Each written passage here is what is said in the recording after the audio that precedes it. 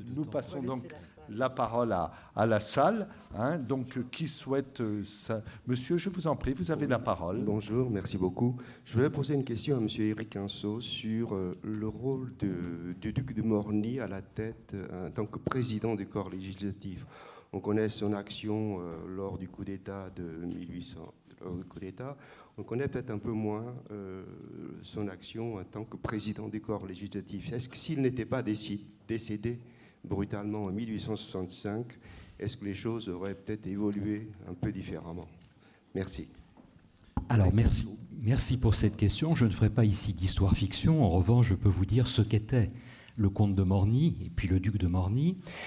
C'est à la base un parlementaire de la monarchie de Juillet. Il a commencé sa carrière sous la monarchie de Juillet. Alors c'est vrai qu'il a lié son destin à celui de son demi-frère, Louis-Napoléon Bonaparte, et il a été la cheville ouvrière en tant que ministre de l'Intérieur du coup d'État du 2 décembre 1851, dont nous a parlé Sylvie April. Mais son tropisme parlementaire va ressurgir sous le Second Empire, à partir de 1854, lorsqu'il est nommé président du corps législatif. Il voit très vite qu'il y a une potentialité pour lui de carrière, en d'autres termes, dans cette fonction, alors qu'en 1854, on l'a dit tout à l'heure, le corps législatif est pourtant très abaissé, et il va promouvoir des réformes dans le sens libéral et parlementaire. Il faut savoir que le décret du 24 novembre 1860 est en partie son inspiration, mais qu'il voulait aller beaucoup plus loin. Je vous ai parlé tout à l'heure du droit d'adresse qui est rétabli à ce moment-là. Il voulait carrément le droit d'interpellation, qui est une avancée supplémentaire en matière de parlementarisme, et c'est Napoléon III qui n'a pas voulu aller aussi loin. Alors il meurt effectivement prématurément d'une pancréatite le 10 mars 1865. Qu'aurait été l'Empire, je dirais, s'il était resté là? Il a des héritiers. Il a d'abord Walewski, qui va lui succéder à la présidence du corps législatif, et puis bien évidemment Émile Ollivier, qu'il avait pris sous son aile dès 1860 et qui sera la cheville ouvrière de l'Empire libéral. Merci. Il a été déjà question à plusieurs reprises du 2 décembre et vous le savez, dans le programme, tout à l'heure, notre collègue M. Hout reviendra dans le dernier exposé de la matinée sur ce 2 décembre. Sans plus tarder, à nouveau, vous avez la parole. Je me tourne vers vous. Je voudrais revenir un instant sur le musée de Versailles. Vous avez dit très justement que l'Empire avait continué la politique de Louis-Philippe en créant de nouvelles salles consacrées aux guerres de Crimée, d'Italie et même du Mexique. Il y a quelque chose que l'on ignore rarement, le plus souvent, c'est que cette politique a été continuée par la Troisième République. La toile représentant Reichswehr date de 1875 environ, ce qui est une manifestation d'impartialité assez exceptionnelle pour cette époque où le régime a manifesté pendant très longtemps une haine agressive contre l'empire qui l'avait précédé. J'ajouterais que ces salles historiques sont fermées depuis 50 ans, malgré les conservateurs, pour ne pas attrister les pays qui sont représentés vaincus. Ce que je trouve assez puéril et qui consiste en quelque sorte à renier l'histoire. Merci, monsieur. Chers collègues, vous avez la parole si vous le souhaitez. Oui, effectivement. Je dirais plus largement qu'effectivement, le musée d'histoire à Versailles est un peu maltraité et que c'est fort dommage puisqu'on a continué à acheter des œuvres jusque dans les années 1920, en fait, pour remplir les salles, et que la dernière œuvre achetée est une représentation de la guerre de 14-18, en fait. Donc c'est effectivement un musée extrêmement intéressant, une certaine vision de l'histoire, et qui a disparu dans les ors nouveaux de Versailles. Voilà.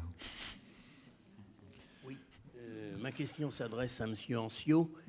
Vous vous permettrez que je ne vous interroge pas sur le sujet précis de votre exposé parce qu'il était tout simplement complet et vraiment parfait. Donc, à mes yeux, il n'y a pas lieu d'y revenir. Par contre, pourriez-vous nous dire quelques mots sur ce qui aurait pu et dû accompagner l'évolution vers l'empire libéral et parlementaire et qui, à mon sens, ne l'a pas été? Alors, je prendrai 2 exemples seulement.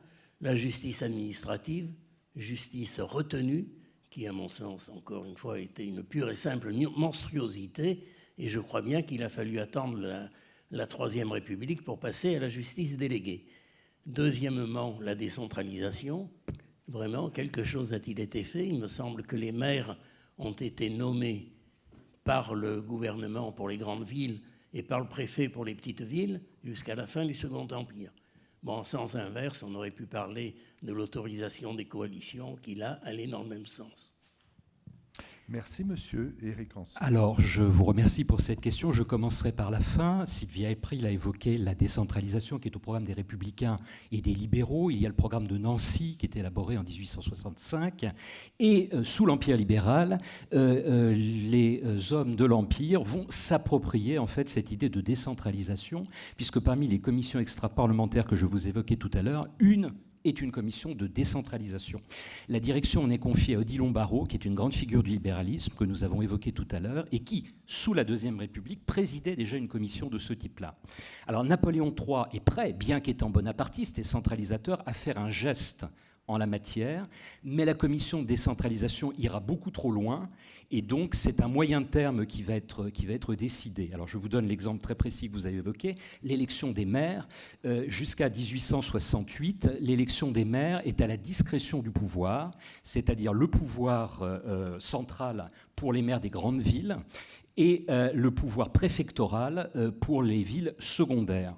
Eh bien, l'idée qui fait jour en 1870, en juillet 1870, c'est de choisir les maires au sein du conseil municipal. Donc on laisse l'électorat totalement libre, et en 1870, il n'y a plus de candidature officielle, de désigner le conseil municipal. Simplement, le pouvoir se réserve le droit de choisir au sein de ces nouveaux élus quel sera le maire. Alors j'ajouterais dans le contexte, c'est très intéressant, de la guerre de 1870, je me suis penché sur les élections municipales, que par volonté d'union nationale, eh bien, le pouvoir va désigner un certain nombre de républicains modérés comme maire de grandes villes. Par exemple, Waldeck-Rousseau, le père du futur grand législateur et président du Conseil de la Troisième République, républicain modéré, devient maire de Nantes en août 1870. Alors par contre, pour répondre à la première partie de votre question, le Conseil d'État, effectivement, vous l'avez compris, je l'ai dit tout à l'heure, c'est l'enfant chéri de Napoléon III comme il l'était celui de Napoléon. Il n'est pas question de modifier le type de justice, justice retenue. Et donc, il faudra attendre effectivement la première décennie de la Troisième République pour changer de manière de procéder.